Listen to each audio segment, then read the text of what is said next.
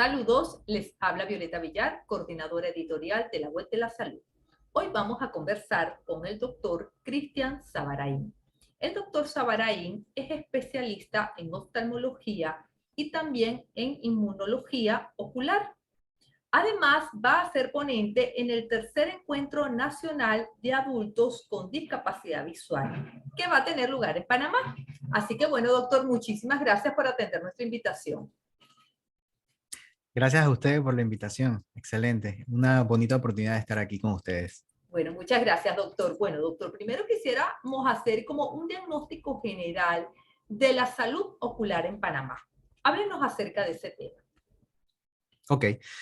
Es un tema bastante complejo y tiene mucho material para hablar, pero podemos decir pues que la salud ocular de Panamá se comporta más bien similar a los países en vías de desarrollo.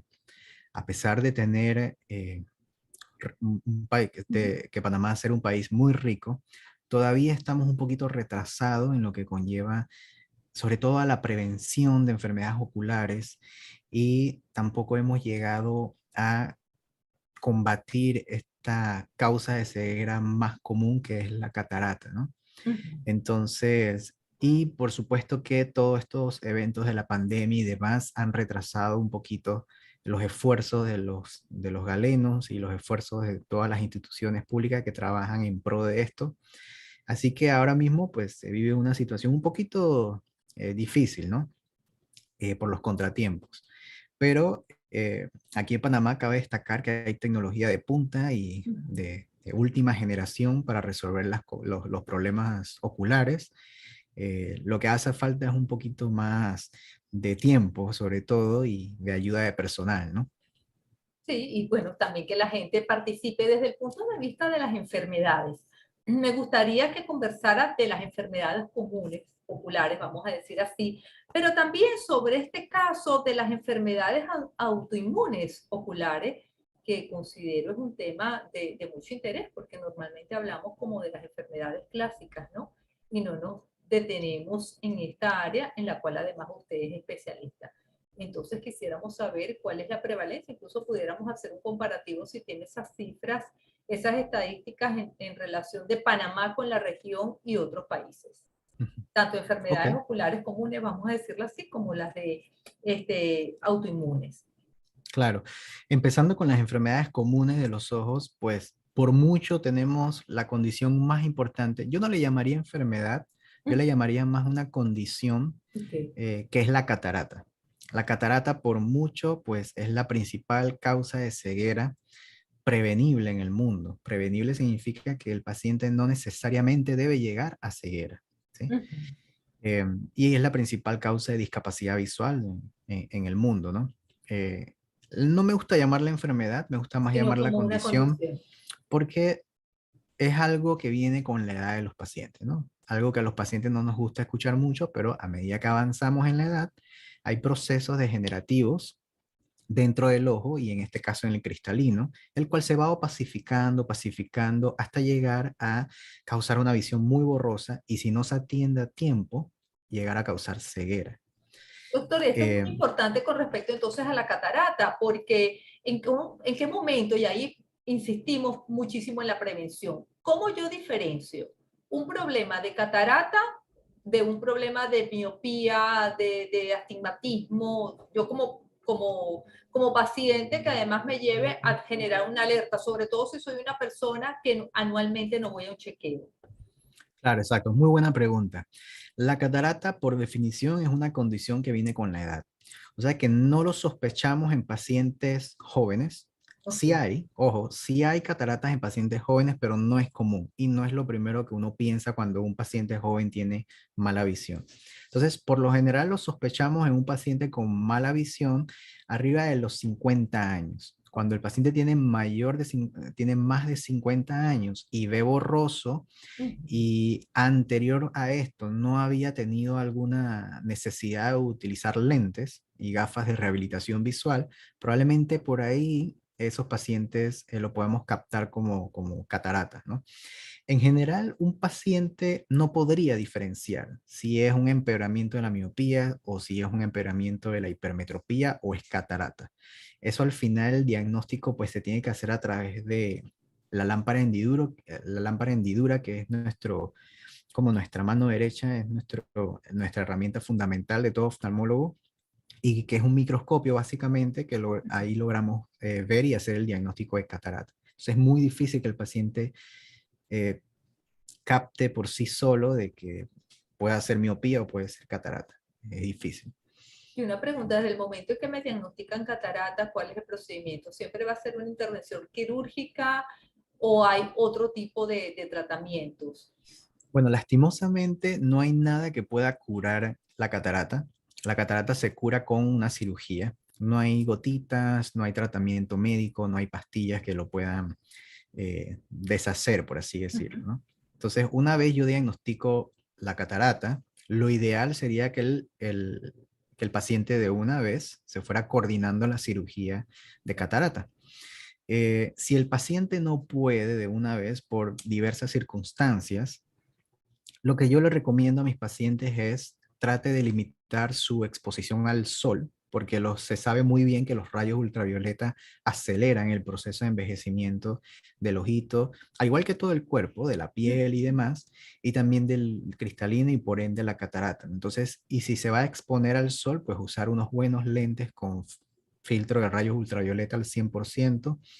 En general, tener una vida saludable, comer bastante plantas, vegetales, frijoles, todos estos alimentos son antienvejecimiento, antioxidantes, tienen muchas vitaminas, entonces eso me ayuda también a que no avance tan rápido la catarata. Y si el paciente es diabético, también un buen control de la diabetes hace que la catarata no avance tan rápido.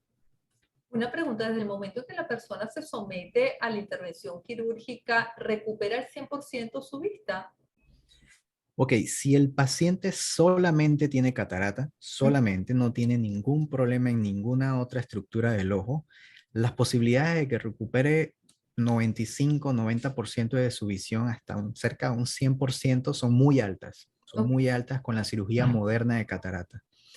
Eh, 100% en medicina es un poquito difícil a veces de establecer, ¿no? Pero definitivamente si el paciente solo tiene catarata, yo podría decir que un 90-95% del potencial visual es alcanzado Ok, con la cirugía moderna. perfecto. Y un poco las características de esta cirugía, ¿es el láser? ¿Es el típico bisturí? ¿Cuáles son las características de la intervención? ¿Cuánto duran? Porque bueno, muchas veces es el temor a pasar por el consultorio. Entonces, Sí, bueno, yo también sé. para que el paciente sepa, sobre todo porque las tendencias de la cirugía moderna es a cada vez ser menos invasivo. Claro, sí. Eso es algo con lo que yo tengo que luchar todos los días y es el estigma que tiene la cirugía de catarata. Eh, a lo largo de la vida, los pacientes siempre han escuchado de cirugías de cataratas desde hace muchos años. Y anteriormente, pues se sabía que la cirugía era un poquito más invasiva, que si había que tomar puntos, el paciente tenía que descansar mucho tiempo, quedarse en cama y demás. Algunas veces, si nos vamos muy atrás, incluso el paciente se tenía que quedar hospitalizado. Y eso todavía está en la memoria de los pacientes, ¿no? Entonces eso es algo que yo tengo que decirles todos los días a los pacientes, que la tecnología, gracias a Dios, la tecnología ha hecho que la cirugía sea mínimamente invasiva, sea de muy rápida recuperación. Es una cirugía relativamente corta, puede durar 15 a 20 minutos Bueno, y por supuesto que tenemos la opción de hacerla por medio del láser, que también trae sus ventajas en algunos pacientes y es bastante útil. Eh, pero en general, yo tengo pacientes que opero un viernes y el lunes ya están trabajando. qué bueno, Entonces, ahora no hay que tenerle miedo, ¿sí? Hay que tenerle respeto, sí, eso sí, porque es una cirugía bastante claro. compleja y microscópica y bien de alta, eh, hay que usar mucha tecnología, pero es bastante noble la cirugía. El paciente se recupera muy rápido. Qué bueno, eso es entonces un gran mensaje para que definitivamente la gente después de los 50 Ujú, realmente haga prevención. Bueno, y antes también. ujú. Después de la catarata, ¿cuál es la segunda condición o enfermedad que más afecta a la vista, sobre todo en la data que tenemos de Panamá? Ok, la segunda condición yo diría que es el glaucoma. Y es una condición que hay que prestarle atención especial por el hecho de que la ceguera por glaucoma es irreversible. ¿Sí? No es como la catarata que es reversible. Yo hago una cirugía de catarata y el paciente recupera su visión. En el glaucoma, la visión que se ha perdido por glaucoma no se recupera. Mm. El éxito del tratamiento del glaucoma es la prevención, adelantarnos a la pérdida de visión. Esa es la clave. Y si ya el paciente tiene pérdida de visión por glaucoma, la clave entonces o la meta sería que no siga avanzando, que no siga perdiendo más visión. El glaucoma entonces es una enfermedad que se caracteriza por eh, causar daño al nervio óptico. Y yo Mm. siempre le digo a los pacientes que el nervio óptico es como el cable del televisor Mm. y que poco a poco con el glaucoma se va pelando y al final entonces se van perdiendo las fibras y la visión.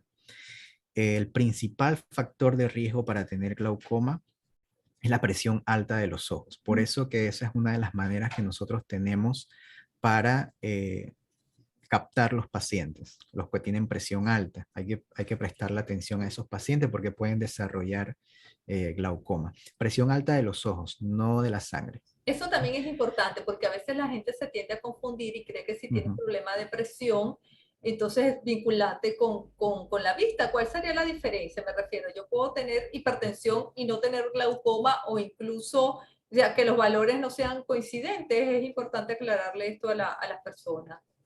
Sí, no, y es una pregunta muy común que me hacen los pacientes. La presión de la sangre no tiene que ver con la presión adentro de los ojos. Yo puedo tener una alta y la otra muy baja. Asimismo puedo tener una muy baja, puedo tener la presión sanguínea muy alta y la presión de los ojos puede estar normal o hasta baja. Entonces no está relacionada, ¿sí? Y eso es importante y la única forma de ver y de medir la presión ocular es yendo al oftalmólogo con unas herramientas especiales que nosotros utilizamos para eso. Hay un componente importante de efectos de herencia, doctor. Si mi papá, mi mamá tienen glaucoma, yo podría sufrir glaucoma. Sí, sí hay un componente importante genético, definitivamente que sí. Son los principales factores de riesgo, pues si tienes historia de, sobre todo papá, mamá, primera generación, ¿no? Papá, mamá o hermanos con glaucoma, estás en riesgo de, si tienes la presión alta de los ojos, Ujú. también, y también esta es una condición que también, al igual que la catarata, viene con la edad.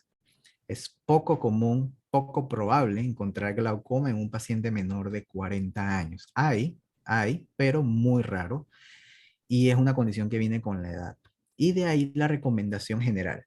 Si tienes un paciente que tiene familiares de primera línea, mamá, papá o hermanos con glaucoma, y nunca se ha chequeado los ojos, a los 40 años debería ser el momento apropiado para ir y de ahí siguiéndolo cada 2 años, porque él está en riesgo, ¿sí?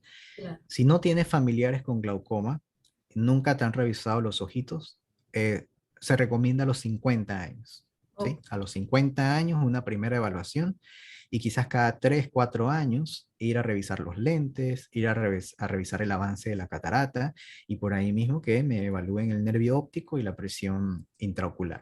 Eso sería lo recomendado. Claro, en el caso de glaucoma, ¿se mantiene la indicación de las gotas diarias, doctor, o hay otro tipo de tratamiento más Sí. avanzado? Bueno, el tratamiento del glaucoma en los últimos años ha avanzado exponencialmente. Anteriormente solamente contábamos con quizás 2 tipos de cirugías Ujú. y gotas. Ahora contamos con gotas, con láser, Ok. con varios tipos de cirugía. De hecho, hay muchos tipos de cirugías diferentes y siguen haciendo estudios de nuevos dispositivos y nuevos tipos de cirugía para glaucoma. Y definitivamente, pues, y nuevas gotas también y combinación de gotas. O sea que es un mundo que la verdad es que se está expandiendo Sí, está. bastante en pro del paciente, ¿no? Y la condición de glaucoma con el uso de gotas y de intervención quirúrgica, ¿cuánto mejora, doctor? Porque nos decía que es irreversible, es decir, que no te curas de Sí. glaucoma, pero ¿cuánto puede mejorar? Ok, yo lo que se ve y Ujú. lo que se ha evidenciado es que en el siglo XXI, un paciente que se capte a tiempo no debería quedarse ciego por glaucoma, porque hay muchas opciones. Y uno empieza con gotitas, quizás con un láser, y si el paciente no mejora, tienes más opciones. Siempre y cuando el paciente se apegue al tratamiento, vaya a sus consultas, no debería quedarse ciego Ok. y se cumpliría la meta del glaucoma, que es que el paciente permanezca con la mejor visión posible hasta el final de sus días. Sin embargo, Ujú, vemos pacientes ciegos por glaucoma. Hay muchos a nivel mundial. Y esto se debe a que el diagnóstico se hace muy tarde, ujú. porque hay algo que hay que tener en cuenta. El glaucoma no da síntomas. El glaucoma no da síntomas contrario a lo que se cree, contrario a lo que a veces se encuentra en las redes o en internet, que Mm, da síntomas o que la visión se va haciendo como de tubular o que duele o que el ojo está rojo. En realidad no da síntomas. Son pocos los mm. pacientes que tienen síntomas con glaucoma. Y eso hace que se retrase el diagnóstico. Definitivamente la recomendación en todo esto es acudir, el control, la prevención, La prevención es la clave. Yo es la siempre lo clave. digo. Catarata, glaucoma, ¿cuál sería, vamos a decir, la tercera enfermedad o condición, vamos a decir, de las más comunes? Ok, y fuera de esas condiciones y que ya dejan de ser, son muy comunes, pero ya dejan de ser tan severas, pues tenemos estas lesiones tipo pterigion. Me gusta mencionarlo porque es muy común, sobre todo cuando nos acercamos al Ecuador o en países tropicales con mucho sol, humedad, mucha playa, como Panamá, encontramos entonces el pterigion. Pterigion es este crecimiento de la conjuntiva normal que va creciendo sobre la córnea y va causando entonces ojo rojo, molestias, dificultad para la visión y demás. Entonces, ese es, diría que es muy común. Afortunadamente, pues también se puede hacer una cirugía y Ok, perfecto. el paciente pues se recupera bastante bien y no debe causar mayores estragos en la visión y demás. Y desde el punto de vista de las enfermedades autoinmunes, ¿cuáles son las más comunes?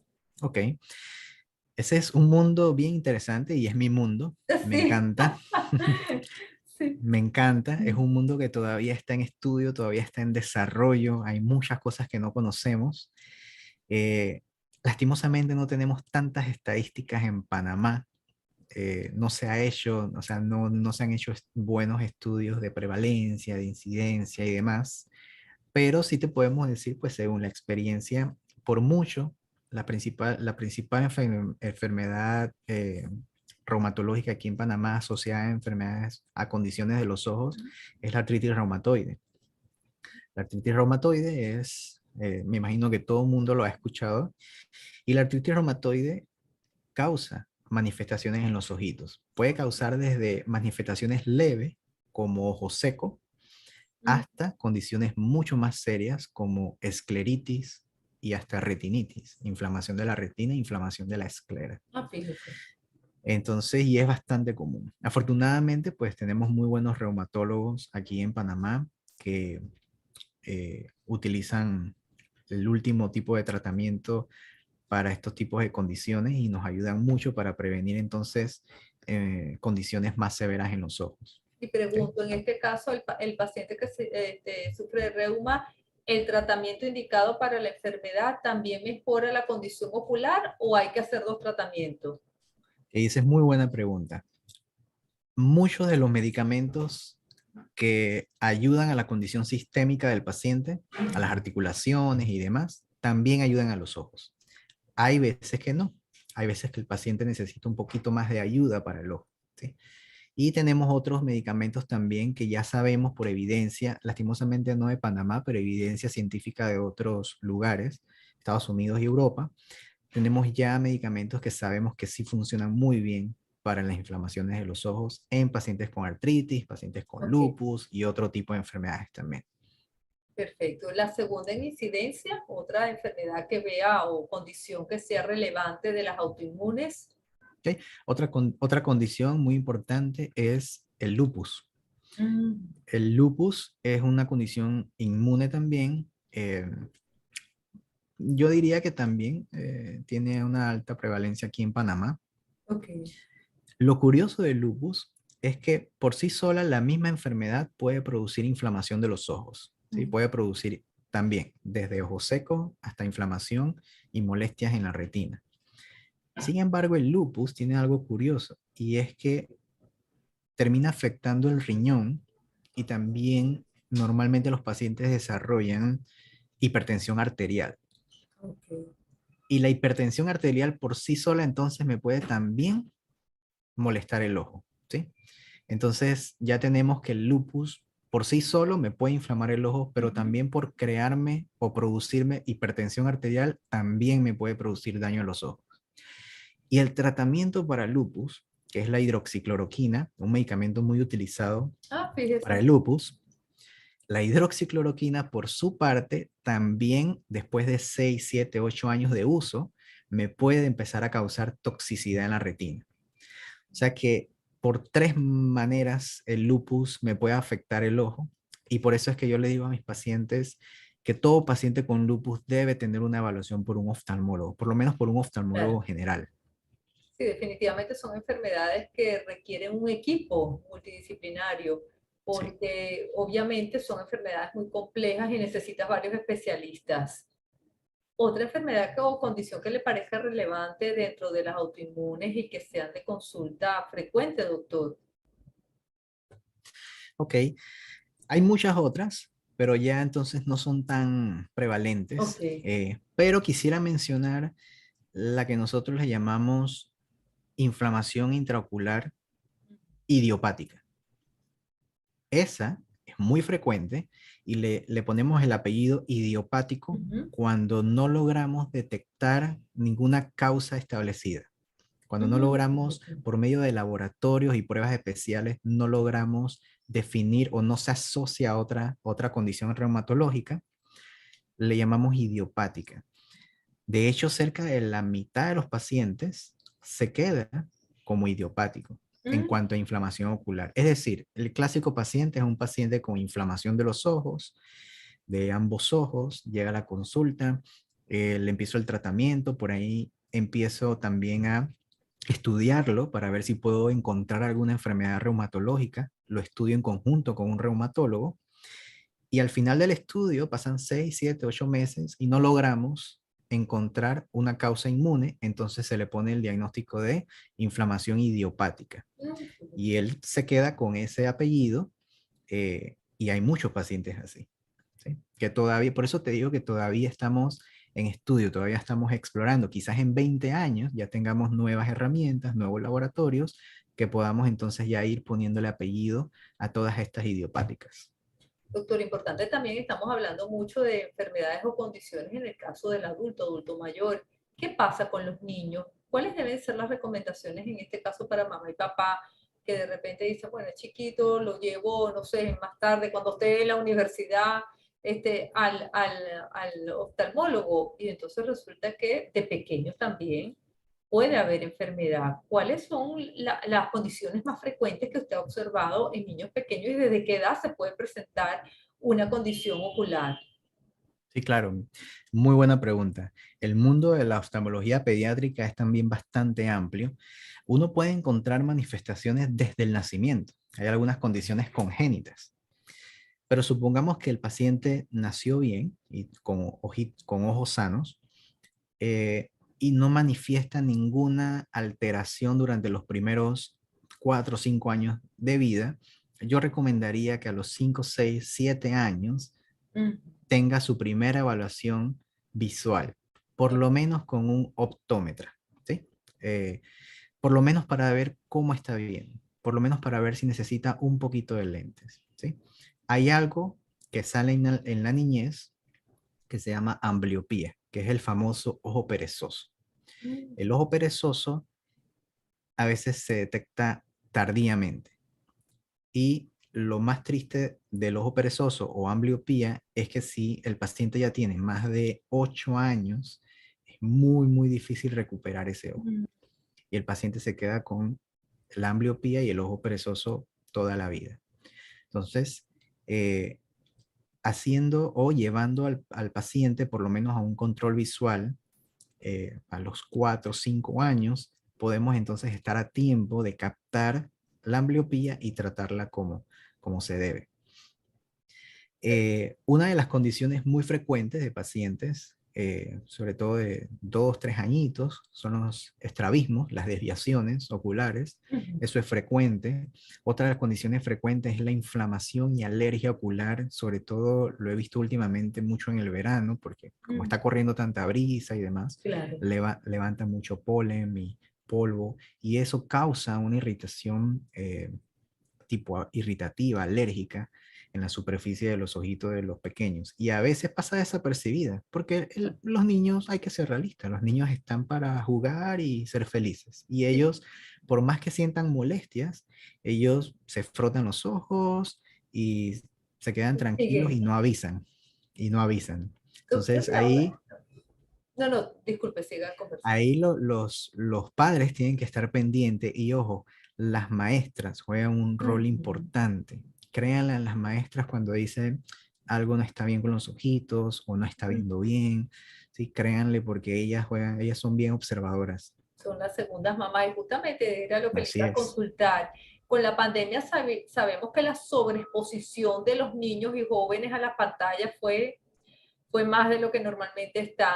¿Han tenido algún pulso a efectos de cómo se ha afectado la salud ocular Sí. de la población estudiantil debido al estudio en línea? Definitivamente que sí. Definitivamente que la pandemia vino a cambiar la vida de los niños por completo, porque no solamente la escuela es virtual, sino la manera en ver a los familiares, en Claro. entretenerse, todo es virtual y por pantallas. Y esto ha causado una ola de disconfort visual en los pacientes, Mm. fatiga visual. La fatiga visual viene siendo cuando el paciente se sobreexpone de manera muy repetitiva por días y semanas y hasta meses a dispositivos muy de cerca. Entonces, eh, ahí llega la fatiga visual y la fatiga visual puede dar síntomas de resequedad, un poquito de molestias, ardor, hasta visión doble, dolores de cabeza, mareo. Entonces sí he visto una ola de pacientes con fatiga visual, definitivamente, desde los 4 o 5 años hasta los Imagínense. 15, 14, 16 años, sí se han visto afectados bastante por la pandemia. Y luego que pasas de la computadora también al celular, entonces ni Ujú. siquiera descansa porque tu descanso es otra pantalla. Esperaríamos que ahora con el retorno a clases presenciales mejore esta condición de los niños. Esperemos, Sí, esperemos, sí. justamente a propósito del Congreso, importantísimo, por supuesto, la salud visual en las personas con discapacidad. Quisiera una Ujú. reflexión con respecto a este grupo de la población. Claro. Este grupo yo tengo una particular simpatía con los pacientes con discapacidad visual. Tengo muchos pacientes con discapacidad visual y les tengo un respeto y cariño profundo. Todos tienen algo en común y es que estos pacientes con discapacidad visual todos son optimistas, Ay, tienen sí, buenas vibras, quieren comerse el mundo. Yo no me imagino ellos cómo serían si tuviesen los ojos normales, ¿sí? Serían top. Entonces, hay que prestarle especial atención a ellos, ¿sí? Hay que ayudarlos a potenciar todo lo que ellos son como ser. No solamente hay que verlos como desde el punto de vista de la discapacidad visual, porque claro. muchos tienen discapacidad visual, sí, pero eso no es una barrera para ellos. De hecho, eso puede ser hasta un impulso para que ellos sigan siendo y trabajando para ser eh, mejores. Y este congreso me encanta porque toma estos temas no tan importantes, un paciente con discapacidad visual, y la idea de esto es orientarlos, ayudarlos y verlos de manera integral, no Claro. solamente desde el punto de vista de los ojos, sino de manera integral, a que todo su sistema, todo su cuerpo, toda su vida, estilo de vida y demás, sea el más óptimo, el mejor para que ellos puedan aprovechar toda su vida y desenvolverse de manera positiva. Sí, porque Así mucha gente que pensaría, bueno, si ya es irreversible, si ya estoy ciego, ¿para qué me preocupo por mis ojos? Y bueno, sabemos de su vocación de ayudar a las personas con discapacidad visual en el patronato, sabemos que es así como un ángel protector y lo quieren muchísimo. Entonces, ¿cómo ha sido? Y bueno, usted mismo ha dicho esa experiencia de eso, esa alegría de vivir, y cómo es su mensaje para ellos, para que efectivamente, aun cuando muchos ya es irreversible, sea porque tienen baja visión, sea porque ya no ven, para que sigan cuidando sus ojos. ¿Cuál es el mensaje? ¿Cuál es la orientación? sí, bueno, el mensaje para ello es que sigan haciendo lo que están haciendo. Rodéense de las personas que los quieren apoyar, alejen a las personas que tienen malas vibras o comentarios negativos, ¿sí? Em, Ellos tienen un grupo muy fuerte, ¿sí? Todo el mundo se da apoyo, eso es muy importante, sigan haciendo eso. Y yo he aprendido mucho de ellos, ¿sí? A veces yo he tenido un mal día, veo a uno de ellos, converso y me doy cuenta que ellos me pegan su espíritu, ¿sí? Y ellos me hacen ser mejor cada día. Así que un abrazo para todos ellos y que sigan siendo así de fuertes. Claro que sí, que ese congreso sea el mejor. Doctor, y unas recomendaciones básicas, unos lineamientos en general para la población, desde el punto de vista de cuidar la salud, porque bueno, a veces voy y vi por ahí, me echo cualquier gota o me froto el ojo y me cayó tierra y bueno, y entonces si tengo un ojo sano, pues termino enfermándolo o lo que decíamos, paso de la computadora y paso al celular. Esas, vamos a decir, esos consejos básicos para cuidar este don tan grande que Dios nos dio, como es la Sí. vista. Bueno, yo soy muy partícipe del pensamiento de que tu comida, tu estilo de vida, tu alimentación tiene que ser tu medicina. Así que partiendo desde ese punto, una recomendación básica que le puedo dar a todos mis pacientes es tener una buena alimentación, un buen estilo de vida. Eso involucra realizar actividad física. No tiene que ser actividad física fuerte, tiene que ser actividad física, tiene que ser movimiento. Movimiento eh, siempre es importante. La comida, que la mayoría venga de plantas, que la mayoría venga de la Okay. tierra. Eso es lo mejor que hay. Eh, y también limitar el nivel de estrés que uno puede tener, ¿sí? Que Si uno, no está sencillo en pandemia, pero bueno, así es, así es. pero le Si haremos uno caso. trabaja, si uno trabaja esos tres aspectos de la vida, estrés, ejercicio o actividad que involucre movimiento y una alimentación sobre todo hacia muchas frutas, vegetales y plantas, tenemos ganado mucho, no solo para la salud ocular, sino para la salud en general, Para la vida. incluso para tu salud mental, incluso para tu salud emocional, ¿sí? Funciona bastante. Y fuera de eso, ya desde el punto de vista de los ojos, si tienes algún familiar con alguna enfermedad como glaucoma o alguna enfermedad tipo degenerativa de la retina y demás, o autoinmune, sí te recomiendo pues buscar ayuda, hacer una primera evaluación, porque siempre recuerden que la clave es prevenir. Siempre es mucho mejor prevenir que ya desencadenar una enfermedad.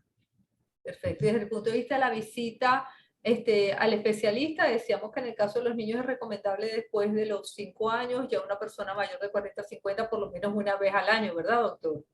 Sí, si el paciente pediátrico no tiene ninguna alteración y ha tenido un ojito perfecto y nadie ha captado que ve mal ni nada de eso, 4, 5 añitos, seis Ok. añitos, podría ir por primera vez a donde un optómetro o un oftalmólogo a revisar la visión.